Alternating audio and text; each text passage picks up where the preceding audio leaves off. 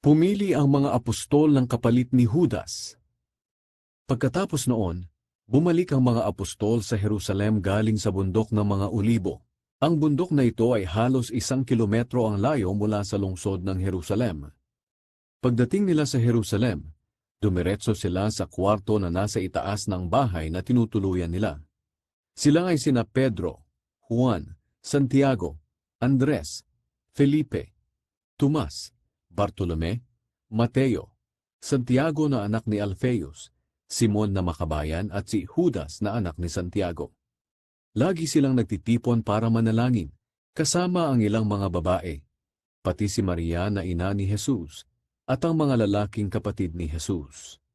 Nang mga araw na iyon, nagtipon ang mga 120 mananampalataya. Tumayo si Pedro at nagsalita, "Mga kapatid, kinakailangang matupad ang sinasabi ng kasulatan na ipinahayag ng banal na Espiritu noong una sa pamamagitan ni David. Ito ay tungkol kay Judas na nanguna sa mga dumakip kay Jesus. Dati kasama namin siya bilang apostol, at may bahagi siya sa aming gawain. Pero bumili si Judas ng lupa mula sa perang isinuhol sa kanya sa pagtatraidor kay Jesus, at doon ay pasubsob siyang nahulog. Pumutok ang tiyan niya at lumabas ang kanyang bituka. Nalaman ito ng lahat ng tao sa Jerusalem. Kaya tinawag nila ang lugar na iyon na Akeldama, na ang ibig sabihin ay bukid ng dugo."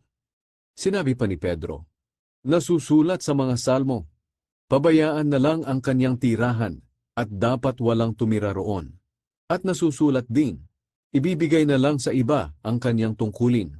Kaya kinakailangan nating pumili ng tao na ipapalit kay Judas, na kasama nating magpapatotoo sa muling pagkabuhay ni Jesus.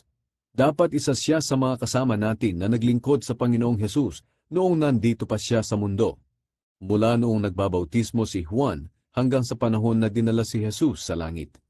Kaya 2 lalaki ang kanilang pinagpilian, si Matias at si Jose na tinatawag na Barsabas o Justus. At bago sila pumili, nanalangin sila, "Panginoon, Ikaw ang nakakaalam ng puso ng lahat ng tao. Kaya ipaalam niyo sa amin kung sino sa dalawang ito ang pipiliin niyo na maging apostol bilang kapalit ni Judas. Sapagkat tinalikuran ni Judas ang kanyang gawain bilang isang apostol, at pumunta siya sa lugar na nararapat sa kanya." Pagkatapos nilang manalangin, nagpalabunutan sila.